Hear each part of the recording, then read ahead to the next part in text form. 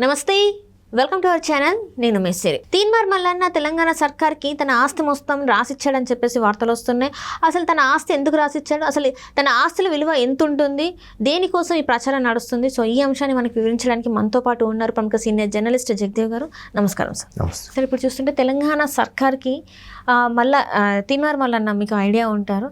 So తన ఆస్తి దాన్ని రాసిచ్చేసాడు తెలంగాణ సర్కార్కి, అండ్ ఎన్ని వేల కోట్లు ఆస్తి రాసిచ్చేసాడు అని చెప్పేసి అయితే ఒక వార్త అయితే హల్చల్ చేస్తుంది. నిజంగానే తను రాసిచ్చాడు? అసలు రాసిస్తే ఎందుకు రాసిచ్చినట్టు? First of all Teenmar Mallanna గారి గురించి మాట్లాడాలంటే వేల కోట్లు అయితే ఉండదమ్మా నాకు తెలిసి. అంటే మేబీ పదుల్లో ఉండొచ్చు, ఇంకా తక్కువైనా ఉండొచ్చు. బట్ ఆయన ఒక విధంగా అఫిడవిట్ దాఖలు చేశారు అనుకోవచ్చు. దాని ప్రకారం అయితే ఆయన ఆస్తి కేవలం 1.5 అంటే 1,50,00,000 ఎంతో ఉందన్నట్టుగానే ఆయన దాఖలు చేశారు. అది కూడా ప్రభుత్వానికి రాసి ఇచ్చేస్తున్నట్టుగా కూడా ప్రకటన ఇంతకుముందు కూడా చేశారు. నిజంగా నా ఆస్తి మీరు అనుకున్నట్టు అంతగా ఉంటే మొత్తం కూడా ప్రభుత్వానికి రాసి ఇచ్చేస్తాను, ఎప్పుడు నేను ప్రజాప్రతినిధి అయినప్పుడు కూడా రాసిస్తానన్నట్టు గతంలో కూడా ఒకసారి అన్నారు. అయితే తీన్మార్ మల్లన్న పేరు ఆయన అసలు పేరు కన్నా స్క్రీన్ నేమ్ తీన్మార్ మల్లన్న పేరే ఎక్కువగా మారుమోగింది. ఎందుకంటే తెలంగాణ ఉద్యమం ఉవ్వెత్తిన లెగసి తెలంగాణ సాధించుకున్న తర్వాత 2014 నుంచి తర్వాత ఎందుకో తీన్మార్ మల్లన్న బాగా ప్రభుత్వ ఆగడాల మీద, ప్రభుత్వ వ్యతిరేకంగా, ప్రభుత్వ విధానాలని వ్యతిరేకిస్తూ చాలా పర్సనల్గా ఒక యూట్యూబ్ ఛానల్ పెడుతూ ప్రతిదీ కూడా ఆయన ఎక్కడికక్కడ నొక్కి ఒక్క నుంచి చెప్పేవాడు.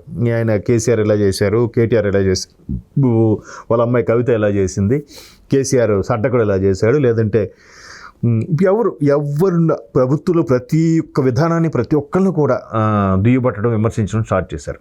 అది అతని మీద చాలా కేసులు, విమర్శలు. నిజంగా తీన్మార్ మల్లన్న బ్యాక్గ్రౌండ్ ఎవరు, తీన్మార్ మల్లన్న ప్రతిపక్షాలను నడిపిస్తున్నాయి, తీన్మార్ మల్లన్నకి ప్రతిపక్షాలు ఫుల్గా సపోర్ట్ ఇచ్చి ఫండింగ్ చేస్తున్నాయి కాబట్టి ఈయన ఈ విధంగా చెలరైపోతున్నాడు అన్నట్టు కూడా విమర్శలు వచ్చాయి. ఆయన దానికి కూడా చాలా సందర్భాలు క్లారిటీ ఇచ్చాడు. ఎట్లా అంటే, నేను ముందే ఇక్కడ మీడియాలోకి రాకముందే నా జీతం ₹1,00,000 అట్లా ఉండేదన్నా, నేను అప్పుడే కారు మెయింటైన్ చేసేటోడిని, నా కారు ఉంది. అదే లేదు అంటే మీరు నిజంగా BMW కారు మెయింటైన్ చేసేంత రేంజా, లేదా ఒక స్కోడా కార్ మెయింటైన్ చేసేంత రేంజా, ఇట్లా విమర్శలు వచ్చినా కూడా నాకు కావాలంటే మీరు నా బ్యాంక్ డీటెయిల్స్ కూడా చెక్ చేసుకోవచ్చు అని చెప్పి చాలా సందర్భాలు చెప్పారు. అయితే ఎప్పుడైతే రెండోసారి గెలిచిన తర్వాత కేసీఆర్ గారు రెండోసారి ప్రభుత్వాన్ని ఫామ్ చేసిన తర్వాత 2018లో అది మరి కాస్త ఉధృతంగా మారింది. మల్లన్న గారిది అదే వ్యతిరేకంగా మాట్లాడడం, దేనికి భయపడేవాడు కాదు. నేను ఎన్ని కేసులు వేసినా నేను భయపడను, ఈయన ఏది చెప్పినా ఇట్లా ఎత్తిపోతల పథకాన్ని మిషన్ భగీరథతో చేస్తున్నాము అంటే దానికి ఇలా చేశారు, లేదంటే ఉద్యోగులు ఫిట్మెంట్ ఎంత పెంచారు కేసీఆర్ ప్రభుత్వం అంటే దానికి, అంటే ప్రతి దానిలో కూడా ఒక కీ పాయింట్ లాగేవాడు ఆయన. కీ పాయింట్ లాగి దీన్ని ఇలా కూడా చేయొచ్చు, బట్ ఈయన ఇలాగే ఎందుకు చేశాడు, ఇక్కడ లబ్ధి పొందడానికి, ఆయన వ్యక్తులు లబ్ధి పొందడానికి, ఆయన తాల కుటుంబ సభ్యులు లబ్ధి పొందడానికి అన్నట్టుగా ప్రతిదీ కూడా తీన్మార్ మల్లన్న చేసేవారు. అయితే ఇటువంటి తీన్మార్ మల్లన్నకి జనరల్గా ఉంటుంది కదా, ఒక్కొక్కరికి ఒక్కొక్క జీలు ఉంటుంది. ఈయనకి రాజకీయాల్లోకి ప్రవేశించాలి, గతంలో కూడా ఒకసారి ట్రై చేశారు కానీ అవలే. తర్వాత కాంగ్రెస్ తరఫున ఎమ్మెల్సీకి ఏదో అనుకున్నారు కానీ కూడా అవలేదు.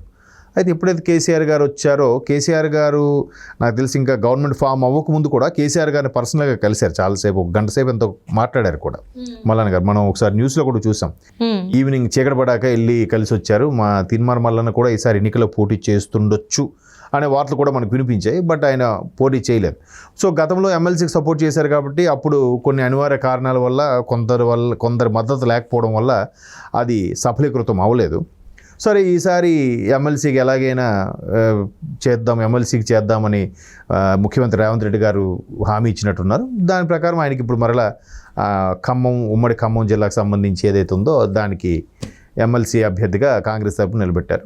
సో మ్యాక్సిమం మల్లన్న అంటే ఒక బీఆర్ఎస్కి వ్యతిరేకంగా కాదు, పట్టభద్రులకు సంబంధించి కూడా కొంత క్రేజ్ అది ఉంది కాబట్టి ఆయనకి మీడియా పరంగా కానీ ఆయన వాగ్దాటిగా మాట్లాడతాడు, ఎవరినైనా ప్రశ్నిస్తాడు బాగా అనే ఈ ఫీల్ ఉంది కాబట్టి సర్లే అని చెప్పి అనుకుంటున్నారు అందరూ.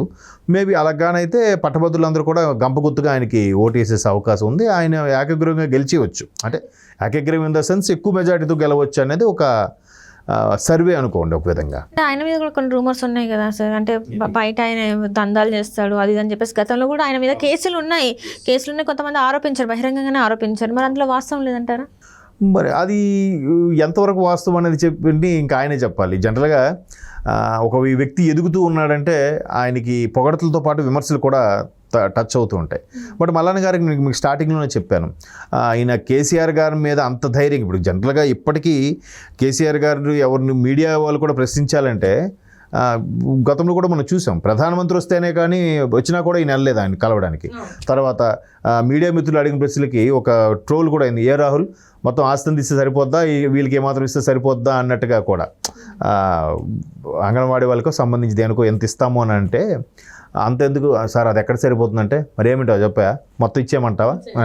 అట్లా ఆయన ఎంత నిక్కచ్చిగా మాట్లాడే మనిషి అయినప్పటికీ మీడియా మిత్రులు కొంతమంది ఆ ప్రశ్న అడగడానికి కూడా జంకేవారు.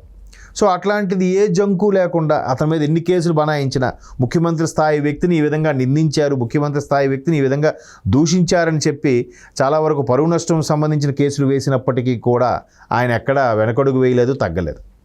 సో ఆ ధైర్యం స్థానికంగా సపోర్ట్ ఉందేమో అని ఉద్దేశంతో మేబీ ఎట్లాంటి, ఇప్పుడు జనరల్గా ఆయన ఎవరికి భయపడకుండా ఎట్లా మాట్లాడుతున్నప్పుడు ఖచ్చితంగా అందరూ అనే మాట ఏంటి, లేదురా వీడికి ఏదో సపోర్ట్ ఉంది. మొన్న జైల్లో కూడా పెట్టించారు కదా, 74 రోజులు ఆయన జైల్లో ఉన్నాడు, మీరు చూసారో లేదో. కేసులు అరెస్టులు అన్నీ జరిగాయి కాదనట్లేదు. ఇప్పుడు ఇండస్ట్రీలో కూడా చూడండి, ఒక మనిషి ఎవరికి పరిచయం లేని వ్యక్తి సడన్గా ఎదుగుతూ ఉన్నాడంటే వీడికి ఎవడో గాడ్ ఫాదర్ ఉండే ఉంటాడు రా, వీడి వెనక ఎవడో, వీడికి అంత ఈ వరుసగా ఈ సినిమాలు ఎలా ఆఫర్స్ వస్తున్నాయి. ఇప్పుడు కిరణ్ అబ్బవరం ఒక కొత్త హీరో ఉన్నారు, ఆయనకి వరుసగా చాలా సినిమాలు తీశాడు. ఆయన ఒక సాధారణ కుటుంబం నుంచి వచ్చిన వ్యక్తికి అన్ని సినిమాలు ఎట్లా సాధ్యం, ఆయనే ఎందుకు పెట్టుకు తీయాలి, ఇంకెవరు లేరా, ఇంకెవరు హీరోలు కారా అని సందేహాలు వస్తాయి. ఏమో ఆయనకున్న కాంట్రాక్ట్స్ ఏంటో, ఆయన ఎంతమందిని ఒప్పించగలిగాడో, ఎంతమందిని మెస్మరైజ్ చేయగలిగాడో. అలాగే తీర్మార్ మల్లన్న అనే వ్యక్తి నేను ఎలాగ పోరాడతా, నాకు వచ్చిన క్రేజ్ నాకు వస్తుంది, నాకు ఆ పోయిన ఆస్తి పోతే పోయింది, లేకపోతే నా బతకడానికి నాకు ఉంది అనుకుని కూడా చేయొచ్చు కదా. అట్లా బ్యాక్తో మీరు అన్నట్టు వెంటనే జనరల్గా ఏముంటుందంటే లేదు బ్యాక్ సపోర్ట్ ఉంది, ఈ తీర్మార్ మల్లన్న పేరుతో ఫెమిలియర్ బాగా దందాలని చేస్తాడో. జనరల్గా చూసేవాడు ఏమంటాడు, వీడికి బ్యాక్గ్రౌండ్ లేకపోతే ఇన్ని దందాలు చేయకపోతే వీడికి పైసలు యాడ్ నుంచి వస్తారా అంటే, దానికి ఆయన చాలా సందర్భాలు కూడా క్లారిటీ ఇచ్చాడు. ఆయన నేను మొదటి నుంచి ఇప్పుడే కాదు, 20 years బ్యాక్ అని ₹1,00,000 శాలరీ ఉండేవాడిని నేను, నాకు అప్పటి నుంచే ఉన్నాయి, నేను ఏం తింటాను ఇవన్నీ వెనకేసుకుంటే నాకు పైసలు సరిపోవా, కాకపోతే ప్రభుత్వంకి సంబంధించి ఏదైతే నేను ప్రశ్నించాలి, నేను తట్టుకోలేను వాళ్ళు చేసే ఆగడాలన్నీ, అందుకే మాట్లాడుతున్నాను కూడా చెప్పాడు ఆయన. కాకపోతే ఇప్పుడు ఆ ఆస్తి ఏదైతే ఉందో మేబీ ఈ ఎవరెవరైతే అఫిడవిట్ దాఖలు చేసిన అందరూ ఒరిజినల్ ఆస్తులు ఏంటమ్మా అవి కాదు కదా. జగన్మోహన్ రెడ్డి గారు 700 కోట్లు ఎంతో ఆస్తి పెట్టారంట, 700 కోట్లేనా ఆయన ఆస్తి చెప్పండి, నిజం పెరుమాళ్ళ కెరిక అన్నట్టు. మేబీ లీగల్ గా ఉన్న ఆస్తులు అవేమో కావచ్చు సార్. లీగల్ ఏంటి అనధికారంగా ఏంటి, కొంతమంది బినామీల పైన కూడా కేసులు పెట్టేసుకుంటారు కదా ఆస్తులు. ఈ వాట్ ఎవర్ ఇట్ మేబీ, ఇప్పుడు మేబీ అదే మల్లన్న గారు కానీ మిస్సెస్ పేరు మీద ఉన్నాయేమో, ఆయన పేరు మీద సంబంధించి ఎలా ఉన్నాయేమో, అలా కూడా అయ్యుండొచ్చు కదా. కాబట్టి చూద్దాం మరి, ఆయన ఎమ్మెల్సీగా గెలిచాక ఇప్పుడు ఇంతకుముందు కూడా రాసేస్తా అన్నారు, ఇప్పుడు కూడా రాస్తా అన్నారు. ఇప్పుడు ఆయన రాసిన తర్వాత అది ఎంత సెన్సేషన్ అవుతుందో తిరిగి ప్రభుత్వానికి ఇవ్వడం అనేది, అది కూడా ఒక, ఇప్పుడు మీరు అన్నట్టు పోనీ ఆయనకి ఏమీ లేదు, మిగతా అంత బినామీ మీద ఉన్నాయి, 1.5 కోటి ఉందనుకుందాం, ఆ 1.5 కోటి ఎందుకు ఇవ్వాలి ప్రభుత్వానికి, ఇస్తున్నాడంటే గొప్ప విషయమేగా. ఇతను చూసి ఇంకొంత ఇద్దరు ముందుకు వచ్చినా ఈజీగా 100 కోట్లు జమ అవుతాయి కదా ప్రభుత్వానికి. Right sir, right, thank you so much sir.